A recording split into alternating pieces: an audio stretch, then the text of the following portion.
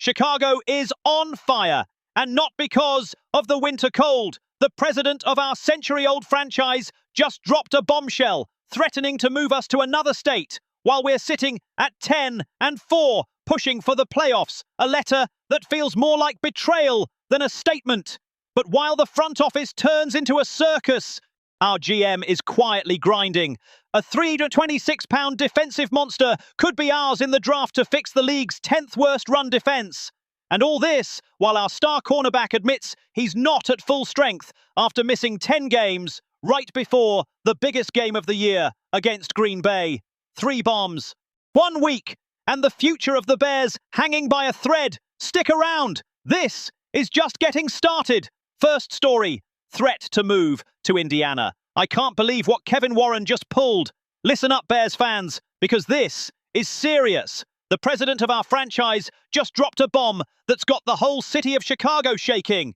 After promising that we'd have shovels in the ground in Arlington Heights before the end of 2025, now he's saying they're looking at options in Northwest Indiana. Indiana! Let me say that again so it sinks in. The Chicago Bears, the oldest team in the NFL, the franchise that's called this city home for over 100 years, is thinking about moving to another state.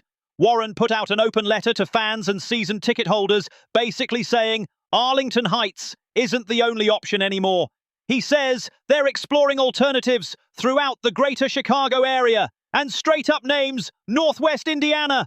I got to ask, since when is Indiana part of the greater Chicago area? That's like saying Milwaukee is part of Illinois.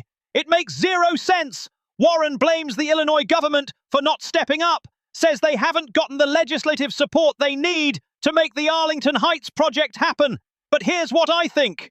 This is a pressure play. Warren's trying to strong-arm Governor Pritzker and the state legislature. He's saying, give us what we want or we're out. And you know what? That's exactly what Pritzker's spokesperson said. Called it a slap in the face to all the loyal fans who've stuck with this team through thick and thin. Think about this. We're 10-4, leading the NFC North for the first time in years, and instead of building on that momentum, we're talking about moving to Indiana. The timing couldn't be worse. This drops just days before the biggest home game of the regular season against the Packers. What kind of distraction is that? And here's what really ticks me off.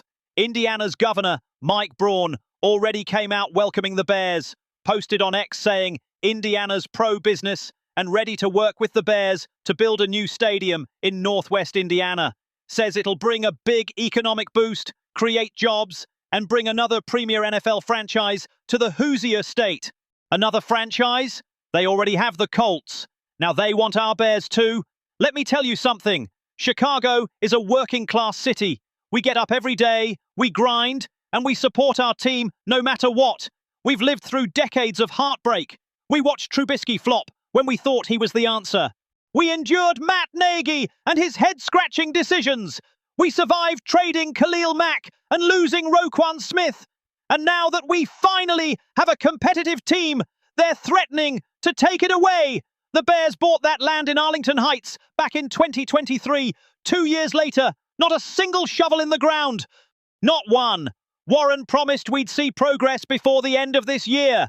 Well, we're less than 2 weeks from 2026, and all we've got is uncertainty. This is not how you run a historic franchise. And let's talk about the fans. Soldier Field has been our home for 100 years. 100! It's where the monsters of the Midway were born, where the '85 defense dominated, where Urlacher, Peppers, and Hicks wrecked quarterbacks. That stadium has history, it has soul, and yeah, I get it. It's old, it needs upgrades, and a new stadium with a retractable roof would be amazing for the city. But moving to Indiana, that's not an upgrade. That's betrayal. A lot of fans think this is all just a power move by Warren, that he's using Indiana as leverage to get what he wants from Illinois. And you know what? They're probably right.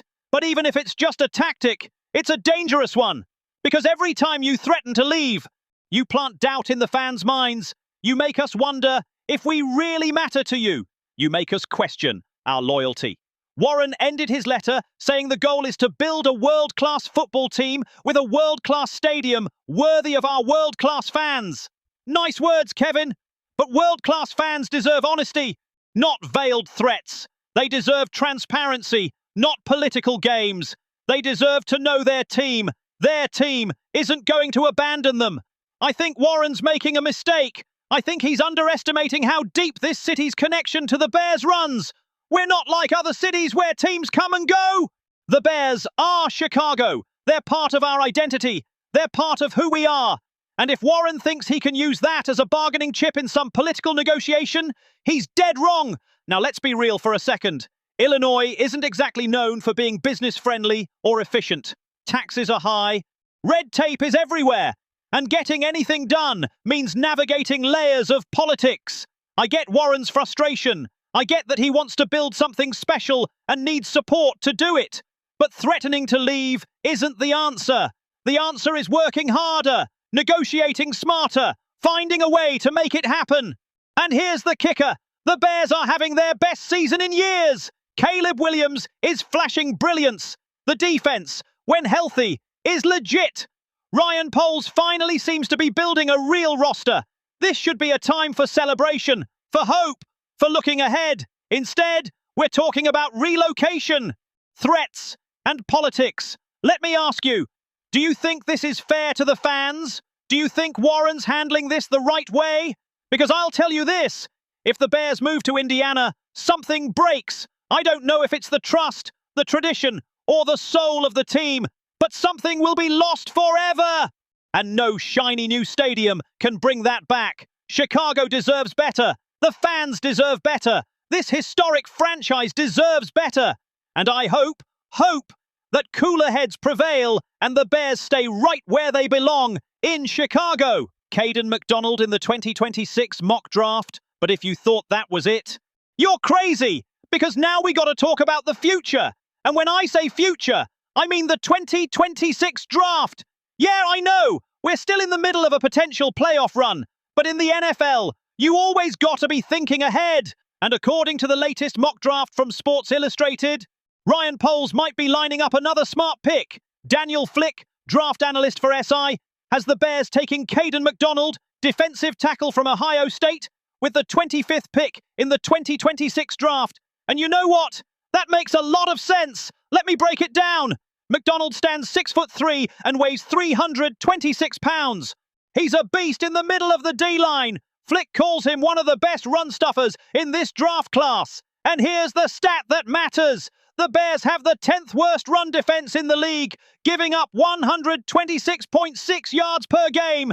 Dennis Allen, our defensive coordinator, needs a big body inside. McDonald is that guy. Now, I know some of you are thinking, but Miguel, our run D isn't that bad. We've had injuries. And you're right. All three starting linebackers have missed significant time. Kyler Gordon, who's been huge in run support, has only played 3 games. We haven't seen Dennis Allen's defense at full strength yet. But here's the thing. Even if the run defense improves when everyone's healthy, we still need more talent on the line. And McDonald isn't just a run stopper. This dude can collapse the pocket just as well as he can plug a gap. That helps our edge rushers get home. That creates pressure.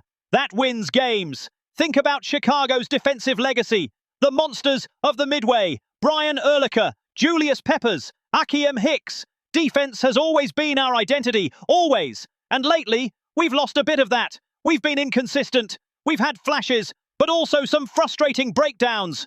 McDonald could be a key piece in bringing that identity back. Ryan Poles crushed the 2025 draft. He added 2 offensive weapons in Colston Loveland and Luther Burden III.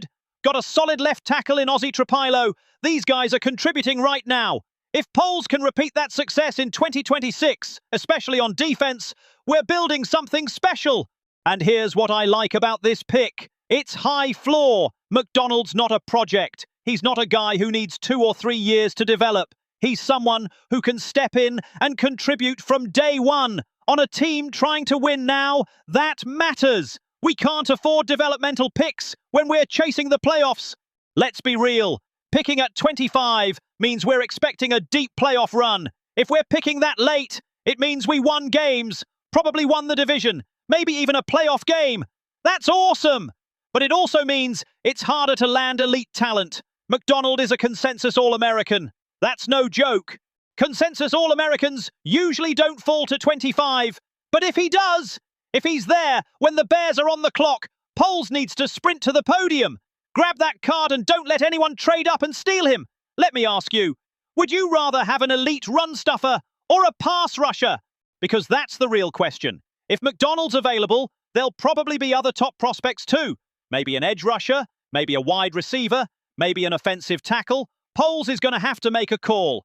But I'll say this, in today's NFL, you can't win if you can't stop the run. Look at the Niners. Look at the Ravens. Look at any elite team. They all have dominant D-lines that control the line of scrimmage. That's what McDonald gives us. Control, power, presence. And think about how he fits Dennis Allen's scheme. Allen came from New Orleans, where he always had physical, dominant D-lines. He had Cameron Jordan. He had David Onyemata. Guys who could eat blocks and free up the linebackers. McDonald is that kind of player. Now, I'm not going to lie. This pick doesn't blow me away. It's not flashy, like taking a burner wideout or a lockdown corner. But it's solid. It's smart. And sometimes that's exactly what you need. You don't always need the sexy pick. Sometimes you need the right pick. And here's the reality. We're tight against the cap next season. We've got key players we might want to extend, like Kevin Byard. We can't go crazy in free agency. We need immediate contributors on rookie deals. We need guys who can play at a high level without breaking the bank. McDonald fits that bill. Do you think McDonald's the right pick? Should we go for a pass rusher instead?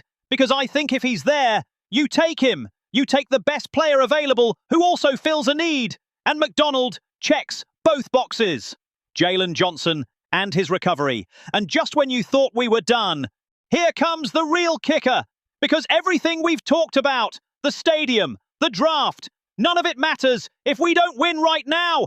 And to win right now, especially against Green Bay this Saturday, we need our best players playing at their best. And that brings us to Jalen Johnson.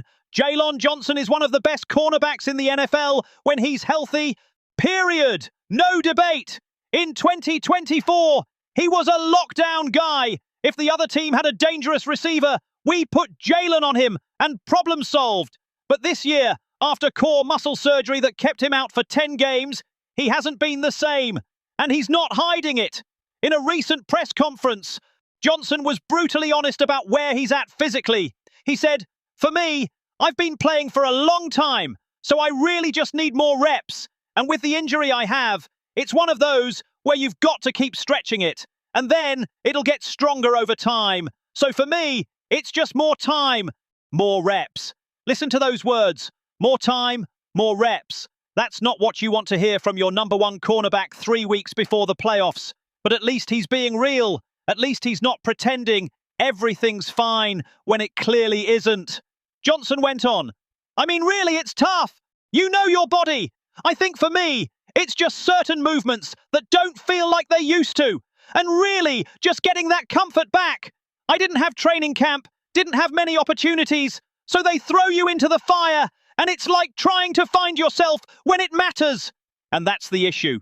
Johnson didn't have an off-season. No OTAs, no training camp, all those moments players use to get in shape, get their rhythm back, build chemistry. He missed them. And now he's trying to play catch-up in the middle of a playoff push. That's almost impossible. Pro Football Focus gave him a 64.3 grade in last Sunday's game against Jacksonville, where he allowed just one catch for 47 yards. That's an improvement from his second game back, where he scored 54.6, and his first game, where he had 47.4. So he's trending up. He's getting better. But he's still not where he needs to be. And then there was that interception he made against Jerry Jeudy in the end zone. Beautiful play. Deep ball. Johnson reads it perfectly. Jumps the route. Picks it off. Should have been a hype moment. But Johnson barely reacted. And when asked about it, he said, "An interception is cool, but I just want to get back to being myself. I'm taking the right steps and I'm getting closer." But in that moment, it's like, all right, whatever, I'll take it. But I just want to be dominant again. Dominant, that's the key word. Johnson doesn't want to be good, doesn't want to be solid. He wants to be dominant. He wants to be the guy who shuts down half the field. And right now, he can't do that. And it's frustrating him. And it should. Because he knows what he's capable of. We all do. Now here's the complication. Johnson is splitting reps with Tyreek Stevenson, while Nashon Wright is on the other side. That's not ideal for a #1 corner. But Johnson gets it's what's best for his body right now.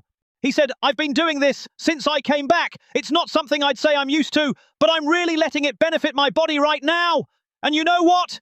That's maturity. That's a player who sees the bigger picture. He could demand to play every snap. He could pretend he's fine when he's not.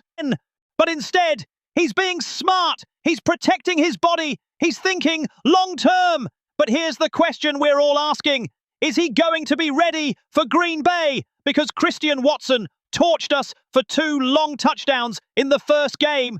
And if Johnson can't keep up, if he can't cover those deep routes, we're in trouble. Big trouble. Dennis Allen's going to have to get creative. More zone coverage. More help over the top. He's going to have to trust other guys to step up. Because the truth is, Johnson can't do it all right now. And that's okay. He doesn't have to. But we've got to adjust our expectations. Johnson talked about what it means to play on a winning team for the first time in his career. He said, it's a great feeling to have motivation behind playing and not just playing. And that's powerful. His rookie year, they went 8-8 and lost in the playoffs. And he didn't even play in that game because of injury. Since then, it's been mediocrity until now. And about the Green Bay game, Johnson said, for us, it's really a step forward. I think it's a really big game for us. I think we have a lot on the line. So not just, again, competing for ourselves individually, but we know what we have as a team ahead of us. So we're just trying to stay focused and do whatever it takes this week to be at our best when it's go time. Let me ask you, can the Bears beat Green Bay without a 100% Jalen Johnson? I think they can, but it's going to take a team effort. It's going to take other guys stepping up. It's going to take the D-line getting pressure. It's going to take the linebackers making open field tackles. It's going to take the safeties not blowing coverages. And here's what worries me. We're counting on a guy who openly admits he's not at his best to help us win the biggest game of the season. That's not ideal, but it's the reality. And we've got to deal with it. Johnson's been a warrior. He's worked hard to get back. He's been honest about his limitations. He's put the team first. That's all you can ask. But at some point, the talent has to show up. The plays have to be made. And I hope Johnson can find that extra gear we need this Saturday. Because here's the truth. We'd beaten Green Bay in Chicago since Johnson became a Bear in 2020. That's 5 years of frustration. 5 years of watching the Packers celebrate on our field. 5 years of hearing, "Go Pack, go!" at Soldier Field. And that's gotta stop. It has to stop now. So there you have it. Bears fans, 3 stories that could shape the future of this franchise. We've got Kevin Warren playing with fire, threatening to move us to Indiana. A slap in the face to all of us who've stuck with this team through everything. We've got the potential to add Caden McDonald in the 2026 draft, a dominant defensive tackle who could help us reclaim our identity. And we've got Jalen Johnson fighting to get back to being the shutdown corner we know he can be, right when we need him most. Let me ask you this. Do you think Warren is seriously considering Indiana, or is this just a negotiation tactic? Do you think McDonald is the right pick in the draft, or should we go after a pass rusher instead? And do you believe Johnson will be ready to lock down Green Bay's receivers this Saturday? I want to hear your thoughts in the comments. I want to know what you think about all this, because this is our community. This is our family. We're Bears fans, and we've got each other's backs no matter what. If this video gave you value, if you learned something new, if you feel more informed about what's going on with our team, drop a like. It helps the algorithm, helps more Bears fans find this content, helps us grow as a community. And if you're not subscribed yet, what are you waiting for? Hit that subscribe button right now. Because I guarantee you, we've got more Breaking Bears news coming tomorrow. We'll be here every day, bringing you deep analysis, honest, and the kind of passion only a real Chicago fan can bring. We're Bears fans. We bleed navy and orange. And no matter what happens, whether we stay in Chicago or move to Arlington Heights. No matter who we draft, no matter if Johnson's at 100% or 80%, we're going to be here. We're going to support our team, because that's what we do. Bear down, Chicago. See you in the next video.